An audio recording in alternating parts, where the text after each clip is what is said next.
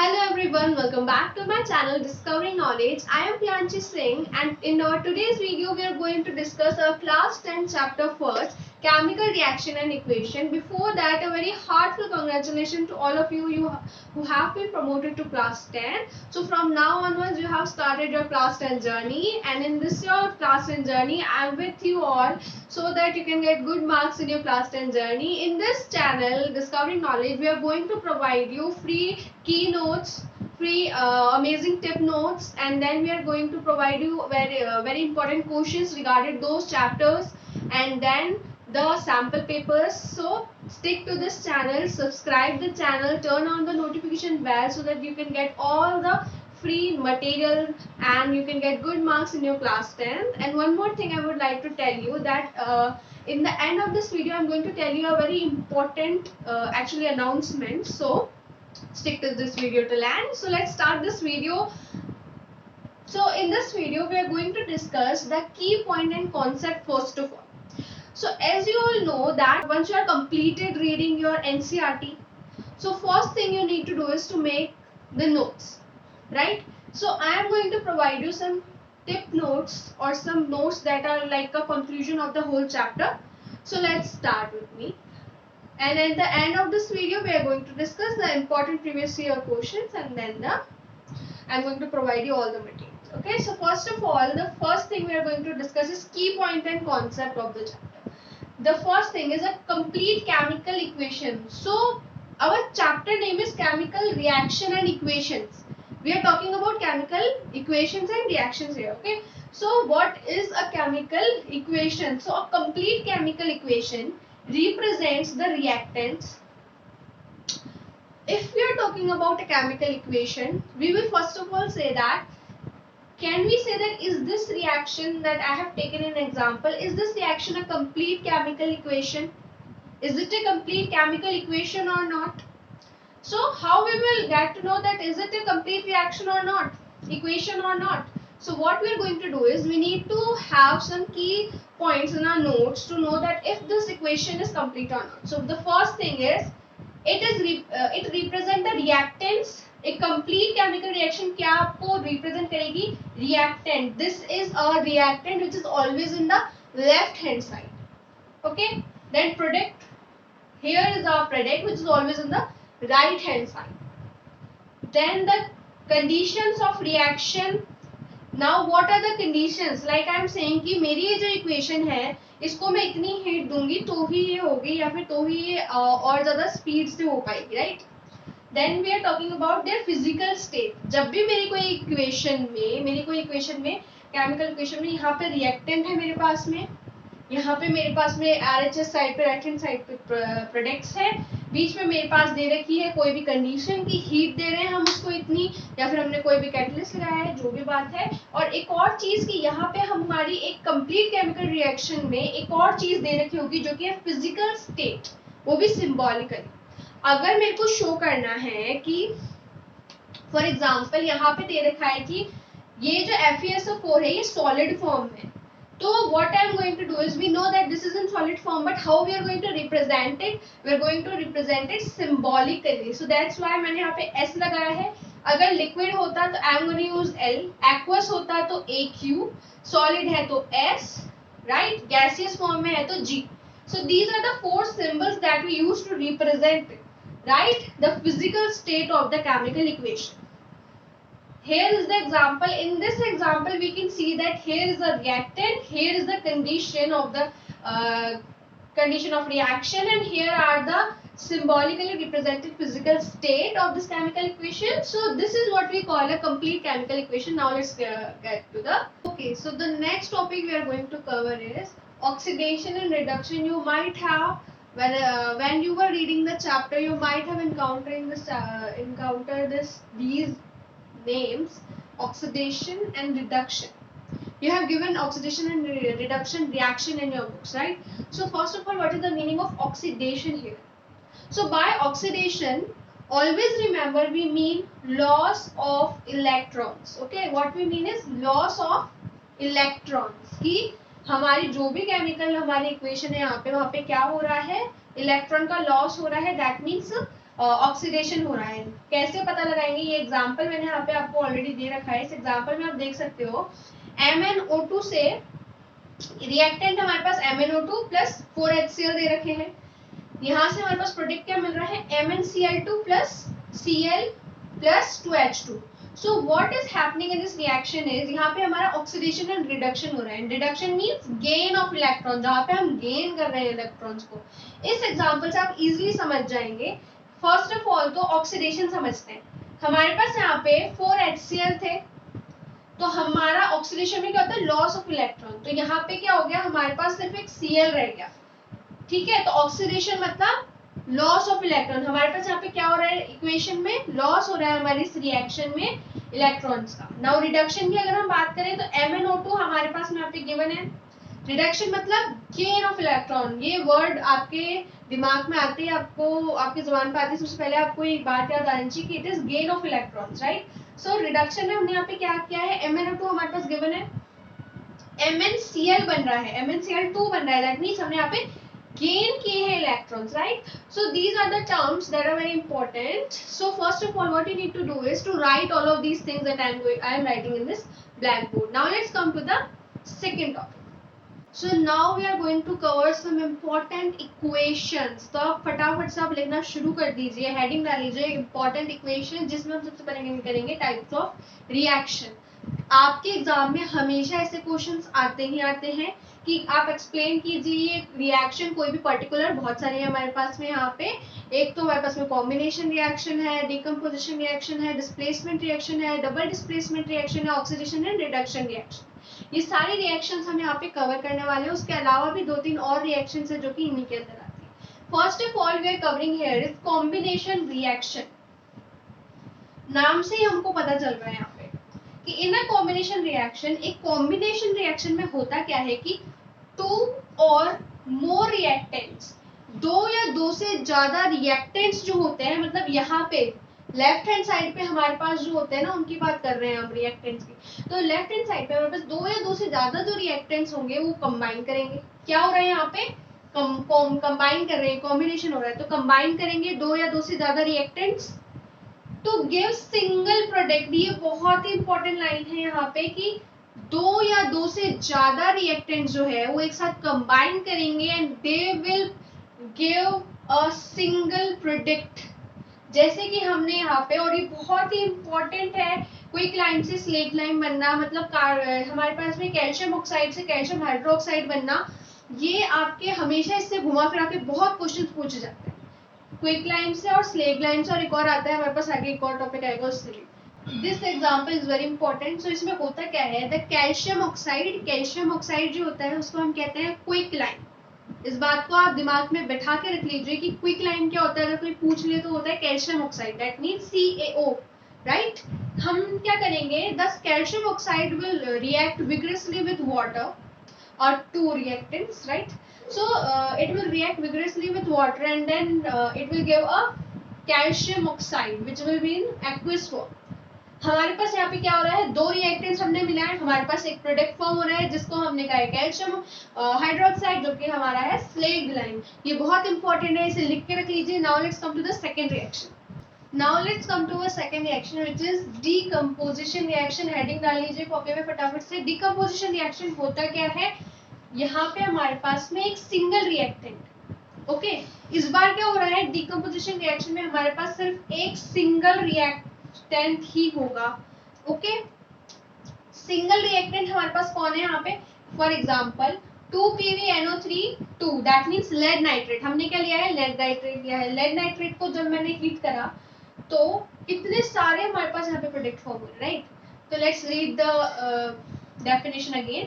In a decomposition reaction, a single reactant breaks down into 2 or more simple products. That means हमारा एक single reactant जो है यहाँ पे, एक सिंगल रिएक्टेंट वो ब्रेक होगा और 2 या 2 से ज्यादा सिंपल प्रोडक्ट्स में वो क्या करेगा, प्रोडक्ट्स देगा। यहाँ पे मेरे पास लेड नाइट्रेट था, PbNO3, उसने क्या किया, हमने उसे जब हीट किया तो वो ब्रेक डाउन होकर खूब सारे उसने सिंपल प्रोडक्ट दिए। कौन कौन से दिए, एक तो उसने दिया लेड ऑक्साइड 2PbO, जो कि सॉलिड फॉर्म में है। देन उसने दिया नाइट्रोजन डाइऑक्साइड 4NO2 जो गैसियस फॉर्म में है। देन उसने दिया ऑक्सीजन, राइट। सो यहाँ पे क्या हुआ है, एक सिंगल रिएक्टेंट ने बहुत सारे हमको सिंपल प्रोडक्ट्स दिए हैं, राइट, ब्रेक डाउन होने पर।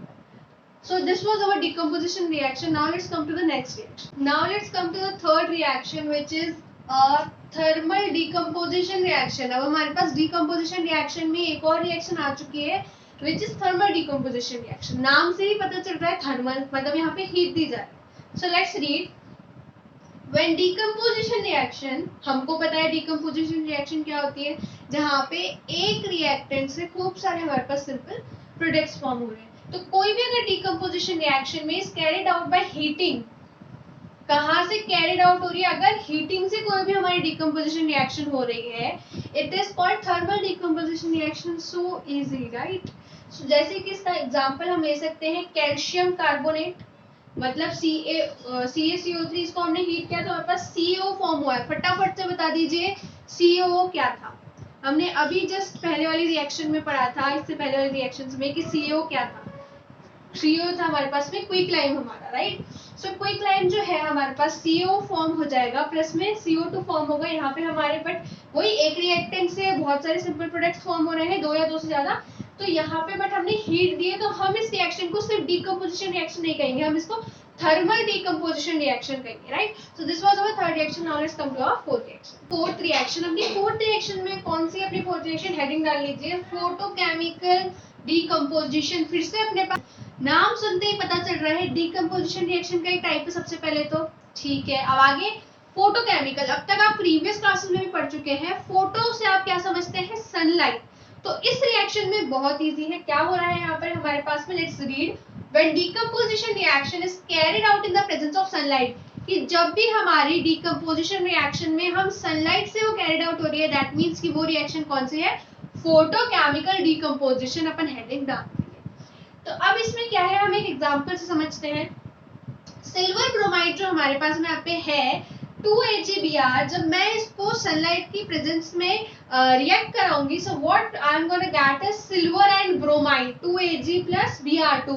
तो इस रिएक्शन को मैं क्या नाम दूंगी, फोटोकेमिकल डिकम्पोजिशन। एक चीज आपको ध्यान रखनी है कि जब भी आपके एग्जाम में क्वेश्चन आ जाए कि इसको एक्सप्लेन कीजिए, कोई भी डेफिनेशन दे देंगे तो आपको सबसे पहले तो उसको ऐसे डिफाइन करना है, देन एग्जाम्पल लिखना। एग्जाम्पल लिखना कभी मत भूलना, एग्जाम्पल जितने दो उतनी ही अच्छी बात है। Now let's come to our next reaction. Now let's come to the 5। अब 5 में हम एक काम करने वाले हैं, हम पहले ही डिकम्पोजिशन रिएक्शन में एक और टर्म हमारे पास यूज होगी जो कि है इलेक्ट्रोलाइसिस। पहले ये टर्म अपन समझ लेते हैं कि क्या प्रोसेस है। तो व्हेन डिकम्पोजिशन रिएक्शन में अगर is carried out with the help of electric current, अगर हमारी डिकम्पोजिशन रिएक्शन इलेक्ट्रिक करंट की हेल्प से कैरिड आउट हो रही है, दैट मीन्स उस प्रोसेस को हम क्या कहेंगे, इलेक्ट्रोलाइसिस। एक एग्जांपल देख लेते हैं इसका कि 2H2O, मैंने अगर वाटर को इलेक्ट्रिक करंट से पास कराया या कैरिड आउट कराया, तो मेरे पास हाइड्रोजन गैस और ऑक्सीजन गैस निकलेगी। तो दैट मीन्स ये हमारी कौन सा हम इसको प्रोसेस कहेंगे, इसको इलेक्ट्रोलाइसिस कहेंगे। ये भी डिकम्पोजिशन रिएक्शन में आती है। अब हम एक बार रिवाइज करते हैं, हमने क्या क्या किया। सबसे पहले हमने पढ़ा कॉम्बिनेशन रिएक्शन, जहाँ पे हमारे पास में क्या होता है, दो या दो से ज्यादा रिएक्टेंट से एक प्रोडक्ट फॉर्म हो रहा था। फिर हमने की डिकम्पोजिशन रिएक्शन, जहाँ पे हमारे पास एक ही रिएक्टेंट से दो या दो से ज्यादा सिंपल प्रोडक्ट्स फॉर्म हो रहे थे। फिर हमने की फोटोकेमिकल रिएक्शन, जिसके अंदर हमारे पास क्या हो रहा था, डिकम्पोजिशन रिएक्शन को ही अगर हम सनलाइट की प्रेजेंस में करेंगे तो हमारे पास में क्या फॉर्म होगी, फोटोकेमिकल डिकम्पोजिशन रिएक्शन। फिर हमने थर्मो वाली भी की थी, जिसके अंदर हमने क्या किया था, हमने उसको हीट की प्रेजेंस में डिकम्पोजिशन रिएक्शन को कैरिड आउट किया था, राइट। और फिर अब अपने पास में एक और टर्म आ चुकी है, एक प्रोसेस है ये इलेक्ट्रोलाइसिस का, जो भी अपन समझ गए। Now let's come to the next reaction. Now let's come to our next reaction which is displacement reaction. तो फटाफट से हेडिंग डाल लीजिए अपनी कॉपी में, डिस्प्लेसमेंट रिएक्शन। डिस्प्लेसमेंट रिएक्शन में होता क्या है कि अ मोर रिएक्टिव एलिमेंट, की एक जो ज्यादा रिएक्टिव एलिमेंट होगा एक कंपाउंड में, वो क्या करेगा, डिस्प्लेस कर देगा। यहाँ पे डिस्प्लेसमेंट रिएक्शन में क्या होता है, डिस्प्लेस होता है। तो मतलब एक हटा के, एक जो ज्यादा रिएक्टिव एलिमेंट है वो हटा के एक लेस रिएक्टिव एलिमेंट को और क्या करेगा, डिस्प्लेस कर देगा एक कंपाउंड में। तो हो क्या रहा है, जैसे कि एक बार फिर से रीड करते हैं definition, in a displacement reaction a more reactive element, एक जो बहुत ज्यादा रिएक्टिव एलिमेंट है वो डिस्प्लेस कर रहा है एक लेस रिएक्टिव एलिमेंट को किसी भी कंपाउंड में हमारे पास।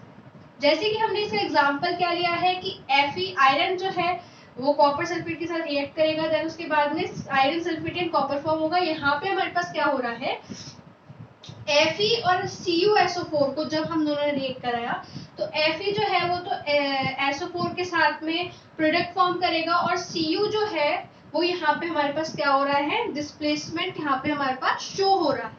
So this is what we call a displacement reaction. Now let's come to our next. Now let's come to the seventh reaction, which is the double displacement reaction. अब double displacement reaction क्या होती है, those reactions in which ऐसी reactions जिसके अंदर different atoms या group of atoms की अलग अलग atoms, right, या फिर group of atoms displaces, कि यहाँ पे क्या हो रहा है, या तो अलग अलग atoms या फिर group of atoms अलग अलग, वो क्या करेंगे, डिस्प्लेस कर देंगे अदर एटम्स के साथ में, ग्रुप ऑफ एटम्स के साथ में, राइट। जैसे कि two compounds exchange there ions, दो कंपाउंड अपने आयंस एक्सचेंज करेंगे and one of the product formed is insoluble, पर उनमें से जो एक प्रोडक्ट फॉर्म होगा वो इनसॉल्युबल फॉर्म होगा। तो इन सब ऐसे रिएक्शन को हम क्या कहते हैं, डबल डिस्प्लेसमेंट रिएक्शन। इसको हम एक एग्जांपल के साथ भी देख लेते हैं एक बार। So write down the definition. The example of double displacement reaction where sodium sulfate react करेगा बेरियम क्लोराइड के साथ में and it will form barium sulphate and sodium chloride. आप एग्जांपल लिख सकते हैं डबल डिस्प्लेसमेंट रिएक्शन में। Now let's come to our next neutralization reaction. ये आपको समझने के लिए बहुत इंपॉर्टेंट है, एग्जाम में कोई पर्टिकुलर आपसे पूछेगा नहीं डिफाइन करने के लिए, बट आपको पता होनी चाहिए इनकेस पूछ ले। The reaction in which acid, एक ऐसी रिएक्शन जिसके अंदर एसिड या फिर एसिडिक ऑक्साइड्स जो होते हैं वो रिएक्ट करते हैं बेसिक या फिर बेसिक ऑक्साइड्स के साथ में to form salt and water, जिससे वो क्या फॉर्म करते हैं, सॉल्ट एंड वाटर हमारे पास प्रोडक्ट में फॉर्म होगा। Called neutralisation reaction. इसका एग्जांपल हमने लिया है NaOH को H2SO4 से कराया तो Na2SO4 एंड H2 फॉर्म हुआ है हमारे पास में, which is salt and water.